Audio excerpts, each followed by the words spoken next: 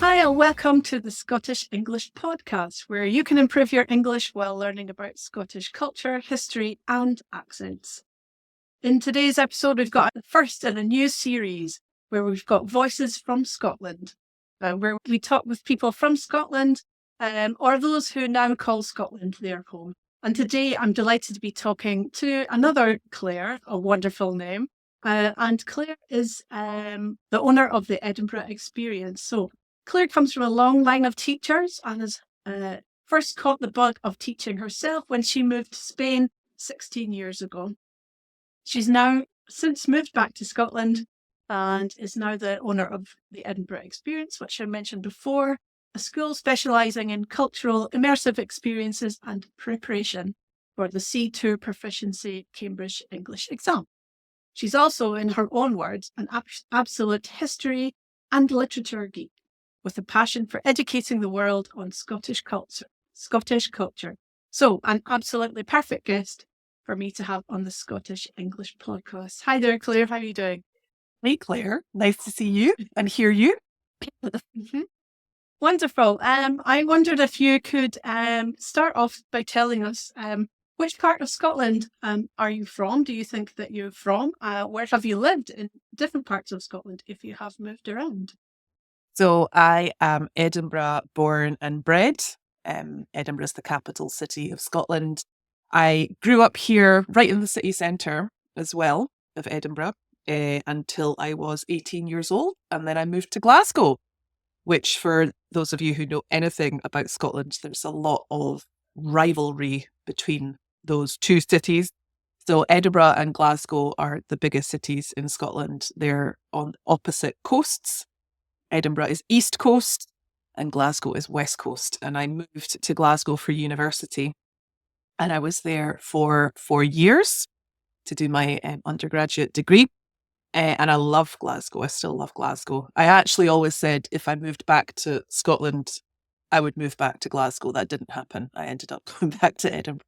But I think one of the really nice things, because Edinburgh is a small, big city, one of the nice things about living in a very big city, which I did in Madrid, was that it made distances, for example, between Glasgow and Edinburgh much more feasible to deal with.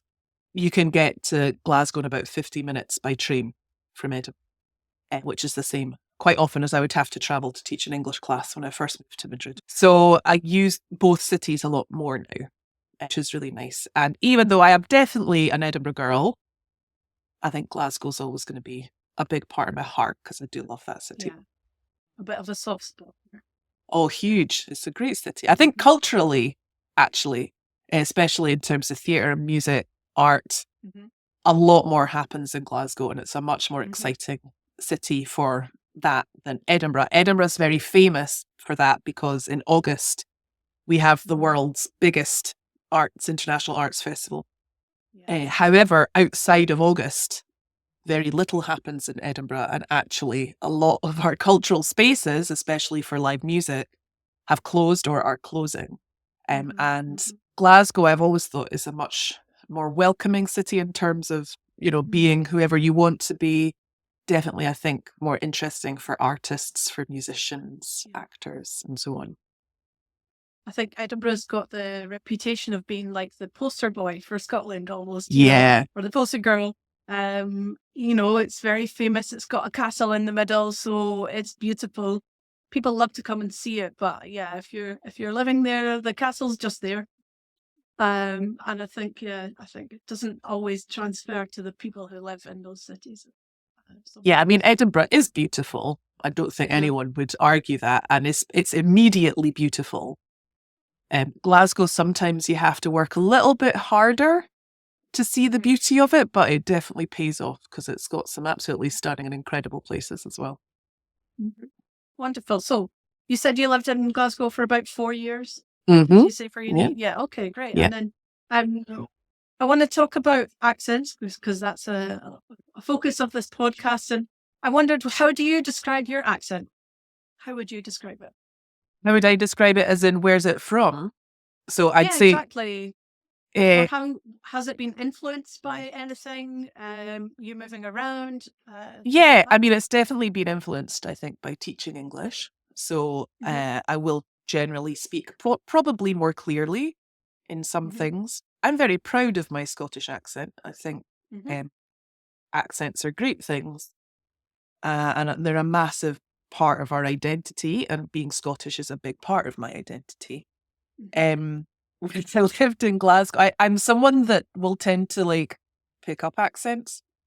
Mm-hmm. So when I lived in Glasgow, I tended to speak with more of a Glaswegian accent, which is like this for those of you that aren't familiar. So they're kind of like the Mexicans of the English language speaking world, and everything goes up at the end. And I used to, bizarrely, I used to waitress wherever I waitressed. If I was speaking in English, I just had a Glaswegian accent. I don't know why. When I came through here as well, I quite often get asked by people if I'm American. Really interesting. I get that a lot from L2 speakers of English. I don't know. I think that's very interesting because I don't think I sound remotely. No. But a lot of people do ask me that question. Um, I think maybe that slightly more sing-songy, lilty accent Mm-hmm. might have it. I don't have what I would say a closed Scottish accent is, but for example, all my vowel sounds are very Scottish. Mm-hmm. I roll my R's more Mm-hmm. than a lot of other people. I would personally advocate that clear Scottish accents are easier to understand than English ones very often because we pronounce Riz, for example, like the Mm-hmm. word car, which I think can be very hard when that long vowel is done like ka. That can be very hard to understand.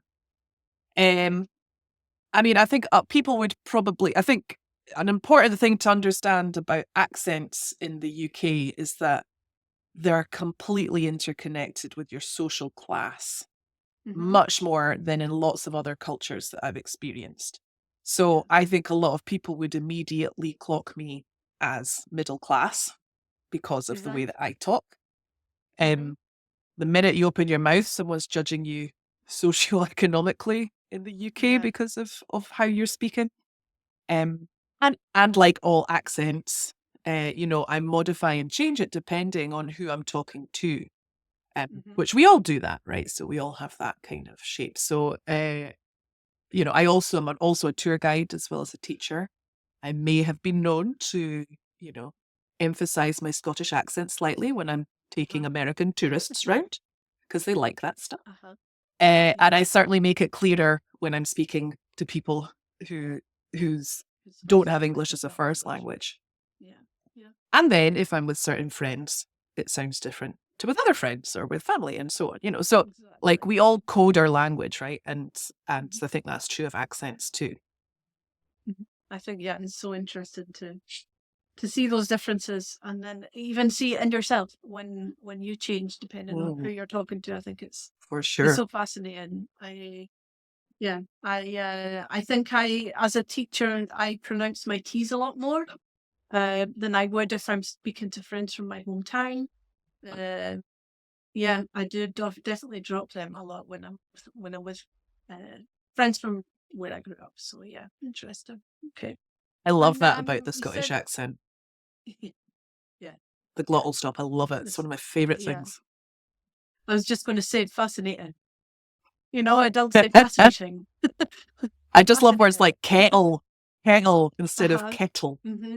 I just love Yeah, it. I think I it's know. little Yeah, instead of little, butter instead of butter. butter, better butter. So let's think about more about words and phrases from your hometown or your area. What would you say are some key words that people might need to know from Edinburgh if they're not from From there? Edinburgh, I'm probably really out of date with this now, though, however. So, Barry was one when I was younger, Mm-hmm. which meant like cool Mm-hmm. and good. We Yeah. used to I have, I also so I was just going to say I didn't grow up in Edinburgh. I grew up in Dundee, which has a whole different dialect and whole different Mhm. accent than Edinburgh. And I didn't know the word Barry until I moved to Edinburgh, and I was living in Edinburgh because I was like, what the heck does that mean? So yeah, it was a new one for me. Any others? So yeah, but this is really going back to my youth, right? So Barry is definitely one of them. A random, and I think this was a very Edinburgh thing. Like you would go to a party, like we're talking about the party, and then they were like, oh, and then some random was there, some person we didn't know. But I feel like we used that a lot more on the East Coast than we did on the West Coast. Chuggy was one we used for a while for chewing gum. Yeah. I don't know if you guys had that word, chuggy. Yeah, we used chuggy as well. Or chuny. We used to call it chuny in Dundee. Chuny. All right, no, we didn't do that. We was chuggy for us here, definitely. Something that I think, I don't know if it's East Coast or just Scotland in general, is going in for a friend, which was always one of my favourites. So like if I was to say that I was going to come and knock on your door, also this doesn't really exist anymore because everyone has mobile phones. I'm showing my age. But I'll come in for you. I'll come in for you at 5. So it's like I'll come and walk past your house and get you at 5 o'clock. Baltic? I don't think Baltic. Yeah, that's. I think that's the whole Scotland thing, right? Like, yeah, Baltic. But I said that to an English friend, and she had no idea what I was talking about. Oh, really? At all. Okay. That Baltic meant freezing, which I felt isn't that quite explanatory? I always thought that was quite weird. Well, funny thing is, so now I live in Poland, and I live about half an hour drive from the Baltic Sea, and actually, the Baltic Sea is warmer. Is warmer than the North Sea. So it's quite funny that we say Baltic when it's a warmer sea than the one that's right next to our own land. So yeah, interesting. That is funny. That is funny. One of my favourite words that Scotland, which is also getting lost, but it's one of my favourite, is messages. So to say that you're going to go do the shopping, you're going to go get the messages. And I just try to use that word because I don't think it should disappear because I just think it's a lovely word. The same with peace. For a sandwich, which is another word which is disappearing. Which is they use peace to mean a gun in America. Yes, I know.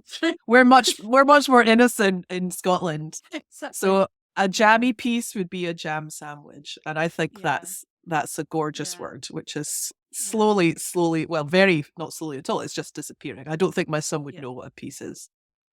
And I do love that word. No, there's something I don't use either. Or messages. I definitely knew it growing up, but I don't use it myself. Yeah. But I love it. I think they're just lovely words. What was the you dancer? I feel that's quite an Edinburgh thing. You dancer, like yes. Oh, I no, it was. I don't know because my dad's from Glasgow, and he. Okay, is this a Glasgow one? All right.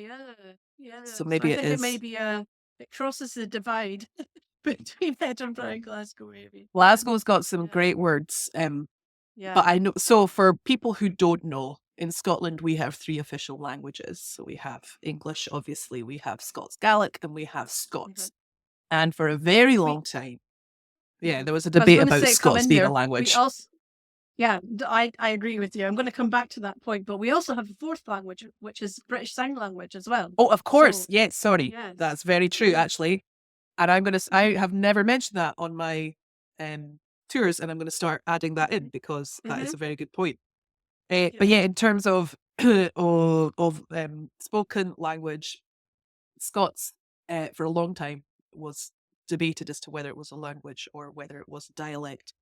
I think there's a wider discussion, you'll probably know more about this than me at the moment, in linguistics as to whether dialect is even a thing. Or if it's just language. But so it's generally established that Scots is a language. There is a lot of people get a bit angry in the Scots-speaking community because Glasgow tends to be the most famous when it comes to Scots words, and it's called the Glasgow patter. And so there's a lot of words, for example, roaster, which is a great insult, and a roaster. You never heard of a roaster? Roaster, like no. Donald Trump is quite often described as a roaster. So just like an absolute idiot and a stupid person, it's an absolute roaster. But these kind of words tend to get a lot more, when people talk about Scots, those tend to be the words that come up, which a lot of people say, well, that's Glasgow patter. And it tends to get dominated quite a lot by West Coast words, which I think is really interesting.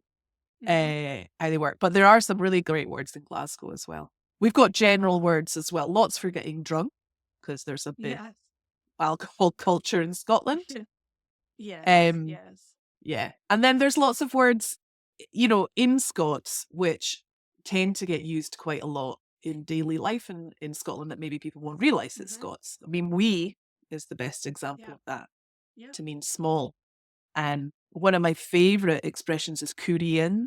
I absolutely love that. Okay. So cúrien is if you're a bit sad and I'm like, come and have a cuddle, like cúrien, come here, get some comfort.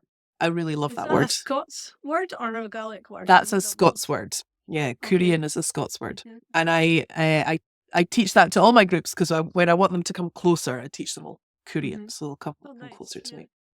I think as well, like you talk about Scots, but I think there's different Scots around the country as well. For sure. There's different words, vocabulary, for all different corners of Scotland. So I think what you're saying about Glasgow having the most famous phrases or words, like I think that it's just because the size of that area and the number of people there. So there's maybe more people speaking that version, if we want to call it that. But they're very closely tied with accents and the Scots language as well. So yeah, I find it fascinating. I really find it fascinating. The history of Scots is fascinating. And I think something that people, what I thought for a very long time before I ended up doing a deep dive on this, was that the impression I had was that Scots was like an ancient language. It wasn't really written down and then kind of got forgotten about in around the 1400s and then got reclaimed at the start of the 20th century for kind of slightly political reasons, and then also poets and creatives decided to reclaim it for identity politics, you could argue, right? Or identity reasons. But it turns out that towards the end of the 19th century, there were newspapers publishing in Scots. Interesting. And it is really fascinating. And Gaelic gets, it's probably much more famous for how it was attacked and forced into, kind of regression within the education system. But the same thing happened to Scots as well. And it was a political decision and an educational decision to get rid of it and consequently stigmatized the language. So to this day, it's still seen as something that working class people use, uneducated people use. And there's a big movement that is working to change it. But your accent can also be connected to that as well, and people who sound more Scottish or use more Scots words will very often be seen as less educated, less intelligent, lower down in the social hierarchy, which is true not just of Scotland. I think all across the UK you see that a lot with stronger accents. It's sad, really, isn't it? Because who knows how educated you are depending on how you speak, right? Completely. You speak. Yeah. Completely. It's a shame, really. It's a shame. Do you think, Claire, that's very unique to the UK, or do you think that happens in more countries? Because I do feel it's obviously Britain is obsessed with class more than lots of other places are. Yeah. But I do wonder, because it is very much, I feel like you open your mouth, you're put into a box. I think, I just, from the countries I've lived in, I don't know if it's a thing so much in other countries. I know that it happens, for example, in Spain, and we've got a lot more accents in the UK in terms of the number of accents that you have in Spain, for example. But you can see that there are pockets of Spain where people look down on the language or the way people speak in the same way as they do in the UK. But I think that because we've got so many accents across not just Scotland, but the whole of the UK, that, as you say, as soon as you open your mouth, you're judged on how you're speaking. And I don't think it's unique to the UK, but I think it's in much more depth.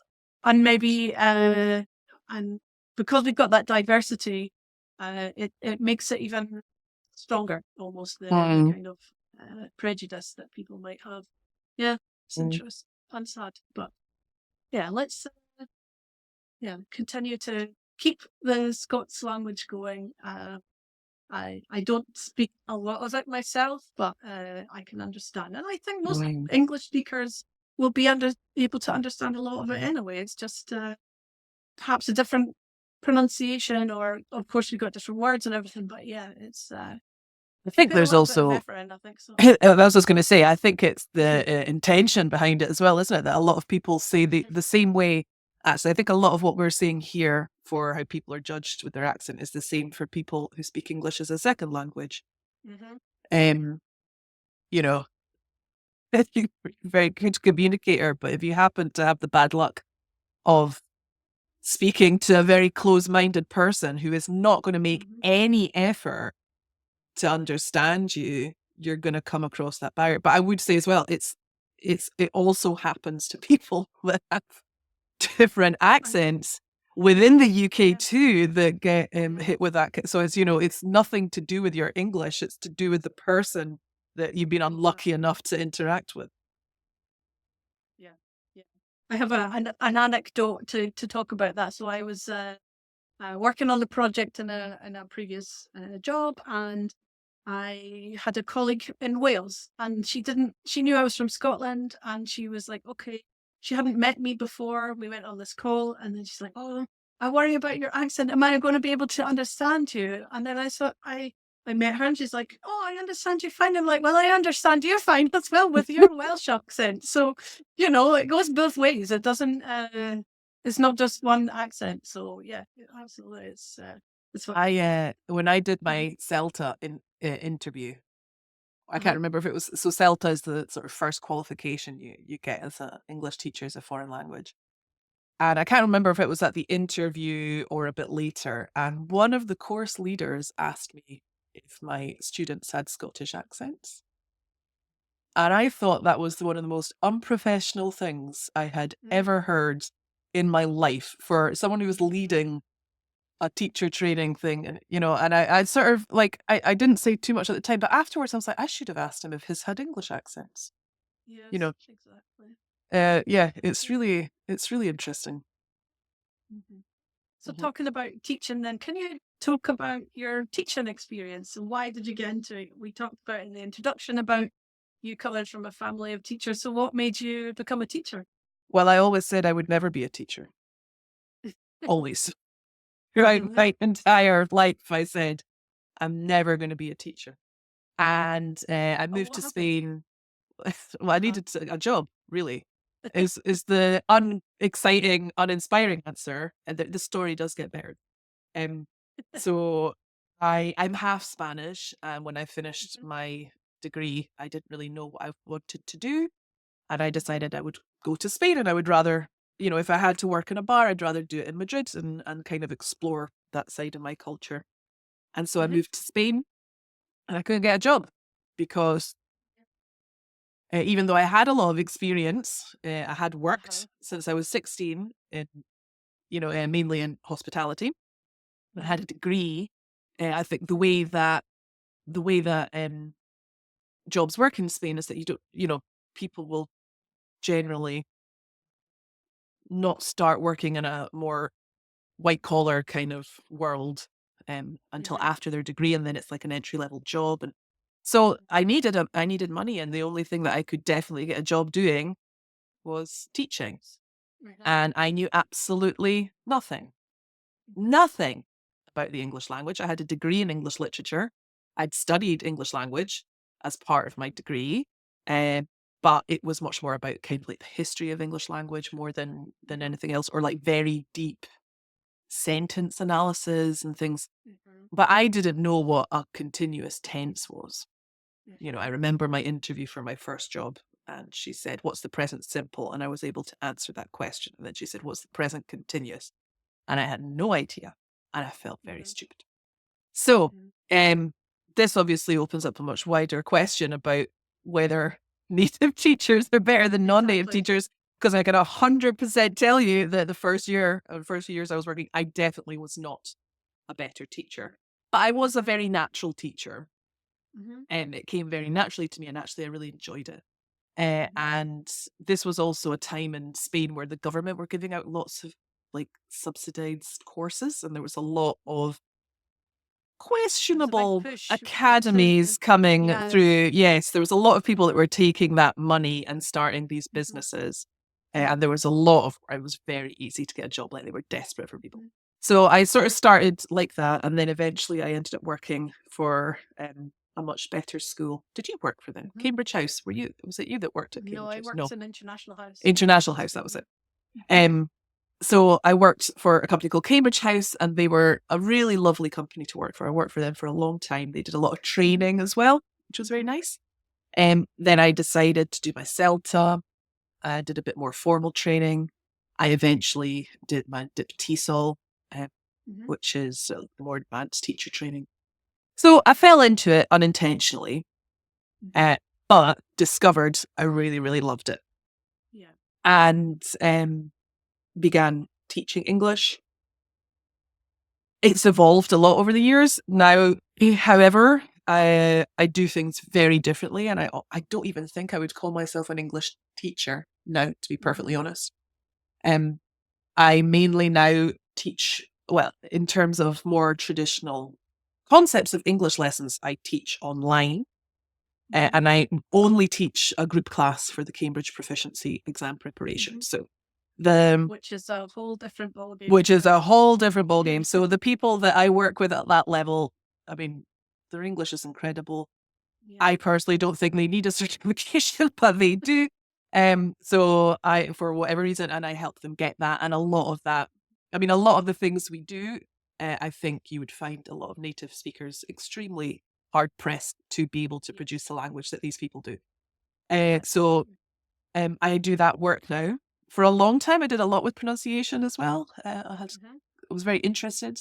I still find it interesting how English pronunciation works. But it's not really what I do anymore because of the level of the people that I work with. And then I also do what I call cultural immersion. So rather than teaching English, I teach in English. And the idea behind this, first and foremost, is not really language proficiency. We work with young kids from teenagers from all over Europe. And my main goal is to kind of create global citizens. So we want to put kids in a different cultural situation. I think by learning different cultures, you can learn more about your own. And with the way the world is at the moment, I think that's a really important thing that we need to do. And I think things like social media, for example, all kinds of media, really, newspapers, everything, are pushing people into one place or another. And it's not leaving space for conversations to happen in the in-between area, which is if we want to have good communication, good relationships, a better world, that's what has to happen. So a lot of what we do is critical thinking work with them. It's looking, for example, at bad things about Scotland's history, like our connection with the slave trade or the witch hunts in Scotland, thinking about how we deal with difficult parts of history. We talk quite a lot about politics, actually, about how politics works in their country. We talk about identity. We work with art. We do these amazing workshops with the National Gallery here in Edinburgh, which are fantastic. And also it's about showing the kids what they can do already with the language they have, right? So it's about good communication, being able to work with what you have. You don't have to be a proficient speaker to be a strong communicator. And we do a lot of work with that. And I mean, for me personally, I have a lot of issues with the English teaching world. I feel that a lot of it is, and I don't think we can deny it, it's connected to colonialism, and it's connected to racism, and it's connected to classism based on the kind of teachers that people have, the kind of English that is taught. the way that international exams work. It's an industry, and I don't feel it's an industry that wants to change, which is why I'm kind of stepping back from it. And there are some amazing people who are doing amazing work trying to change it, and I think it's brilliant for them. It's not where I want to be. So I'm kind of I would definitely still describe myself as an educator, but yeah, moving in a slightly different way. And the way that I think about English in general, how people learn it has changed a lot as well. I think, I mean, to give you a simple example of this, it's, the way that international exams are graded with basic language and advanced language. I mean, all of that is an artificial construct. So the way that that is done is not based on research or how long it takes you to learn language or any of these things. It's based on when you're a beginner, you learn certain structures and words, and those are considered basic. And as you advance, you learn others, and they're considered more advanced.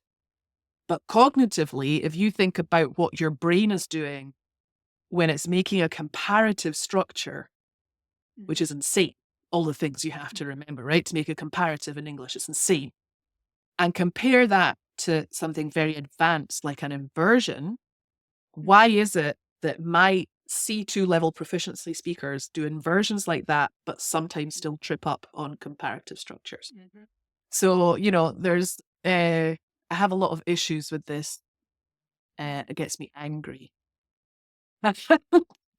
I don't want to be angry, so I'm trying to just kind of take myself away and move into different things. And like I said before, I'm also a guide. So that's kind of the other thing that I'm working with, is moving into guiding and telling Scotland's story and being an ambassador for all of Scotland. Yes, exactly. And yeah, I think with that and the work that you've done leading up to that, there's a lot of crossover, with the immersion work, the guiding work. And yeah, even if you in the future have people that you're guiding whose first language is not English, for sure, all the work that you've done before that is just going to be so useful for that next step. So, yeah. Sounds really Even not, because I think it's very good to be able to explain things clearly, simply, and succinctly. yes. That's a very difficult thing to do. But when you've been working with people who have to process it in a second language, you really have to think about that. So that's a skill that's definitely very useful. That's transferred over very, very well. Absolutely. And I don't know about you, sometimes when I, because of the teaching I had done, and I used to work with very low levels. I loved working with A1 students, very beginning level students, that I simplified my own language so much that sometimes for me to make a more complicated sentence was really hard in my own language, which is just ridiculous. But yeah, hopefully I've come out of that a little bit into back into my own language a little bit. Anyway, I've got one last question for you today. Sure. So what advice would you give to learners of English who want to come to visit Scotland or come to live in Scotland? What advice in terms of how to understand or? Yeah, exactly. Or you could be where recommendations, things like that. Yeah. Where would you recommend? So in terms of understanding people, you're going to get a shock, and just come accepting that. And it's not to say that your level of English isn't good, because it will be. It's just that, first of all, you've not been exposed to that accent and that way of talking, and exposure is so important. So if you go to Liverpool, absolutely. You go to Liverpool, you're going to have the same problem. You go to London, you're going to have the same. Everywhere will have different accents, and it's challenging. And the way people speak, of course, is faster. And so just be prepared to experience that, and don't let it make you feel bad about your level. you mentioned Edinburgh Castle before. It's not Mhm. my favourite castle in I Scotland. It agree. looks It's not my very favourite impressive. castle either. But in Edinburgh, we have another secret castle, which is one of my favourite This is places in oh, I'm Scotland. excited that we might have the same favourite castle. You tell me and I'll tell you. Mine's Craig Miller Castle. Yes. Mine It's too. one of my favourites. In Scotland, Dunnottar is another of my favourites as well. Mhm. And Stirling. I love Stirling Castle. But if you're in Uh-huh. Edinburgh, have a look at Edinburgh Castle from the outside because it's grand, but go to Craig Miller Castle. You'll probably be there by yourself. Mhm. It costs a fraction of the price. You'll definitely get a ticket. You'll be in the most beautiful park as well. You can get there on the bus. So Craig Miller Castle is always one of my favourite places to visit. The Georgian House. Oh yeah, can I Oh, go back to Craig Miller sorry, Castle? yeah. I took my parents there once, and they had some clothes that you could put on so that you could Yes. look like a Tudor or something. You could like make that, or your own whatever, not crown Tudor, as well. It would be be a shirt, Yeah, exactly. So, and I think that Edinburgh Castle is overrated, and there's lots of people there, so it's So busy. crowded all of the time. And yeah, I think Craig Miller is just so much nicer, and you can get a feel of how life might actually have been. You can Like in clamber that castle. around it and you can explore it. I went with a friend. We got dressed up. We did a photo shoot there. It was great fun. I take school groups all the time to Craig Miller because it's one of, I think, the best places to visit, and it's just stunning. It's such a gorgeous place. The other sort of place that a lot of people don't go to, well, first of all, is the new town, actually. Lots of people visit the old town, which is fantastic and it's beautiful. But the one of the most unique things about Edinburgh is that it's got 2 UNESCO World Heritage Sites right beside each other. You have the old town and the new town. And the new town is one of the best examples of Georgian architecture you're going to see anywhere in the world. It's also really quiet because the old town is jammed. And you can go absolutely, there's a good word, hoochin, absolutely. And it's just gorgeous. The elegance, it's beautiful. And there you can go visit a place called the Georgian House. And that's one of my favourite places to visit in Edinburgh as well. Which is just wonderful. There, unfortunately. Oh, so good. If you've got the time, I'd go to Gladstone's Land on the Royal Mile, which is a 16th century tenement house, and then come to the 18th century Georgian house and compare the two, because that's really, really great. So those are definitely what I must do, and go to the Museum of Scotland, the National Museum, because it's absolutely fantastic. But spend some time in the Scottish section as well, because it's superb. Strolling around the graveyards, another of my favourite things to do. But the one that a lot of people don't go to is New Calton burial ground, the one on Regent's Road. Behind the Scottish Government building. Yeah, right? No. I think that's Old Calton Cemetery. Okay. And if you keep walking past the Burns Monument, you get to New Calton Cemetery, and that you can go down there to get to Holyrood Palace. And the views you're going to get walking down are insane. They're just absolutely beautiful. I could do this for a very long time because this is what I do for a job. So we could do another 3-hour podcast where I tell you all the places that you should go and visit in Edinburgh. I would love that too.